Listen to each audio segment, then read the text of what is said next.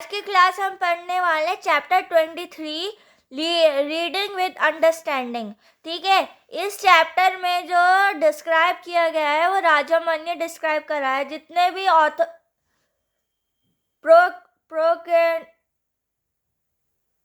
Author होते हैं, author इसमें इस चैप्टर में ऑथर कौन है? राजामनी है। ठीक है, जो 12 साल का है।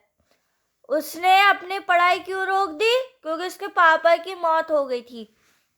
ठीक है, the chapter describes Rajamani are 12 years old from Tamil Nadu.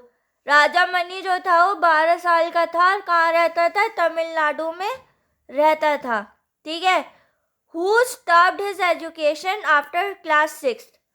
Rajamani जो था उसने क्लास 6 के बाद राजामणि ने पढ़ाई छोड़ दी। क्यों छोड़ दी? Due to his father death. उसके पापा की मौत हो गई थी, जिसकी वजह से उसकी पढ़ाई जो है वो रुक गई।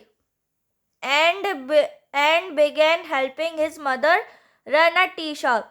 जब उसके पापा की मौत हो गई थी, राजामणि के जो पापा थे उसकी जब मौत हो गई थी, तो उसने अपनी पढ़ाई क्लास 6 के बाद छोड़ दी और माँ के साथ उसने टी शॉप में हेल्प करने लगा।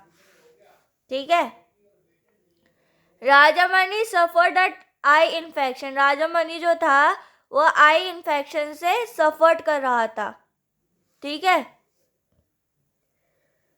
And received several intramuscular injections. और उसको इंट्रामस्कुलर इंजेक्शंस दिए जा रहे थे। ठीक है, which leads to the abscess as the injection site are persistent pimples on his nose। और उसकी वजह से क्या हुआ? बार बार उसको इंजेक्शन दिए जा रहे थे, जिसकी वजह से उसके पूरे शरीर पर और नोज पे बहुत ज़्यादा पिंपल हो गए थे। ठीक है, he developed skin lesions on his legs and subsequently fall ill with tuberculosis। अब बाद में उसको क्या हो गया? ट्यूबरकोलोसिस हो गया।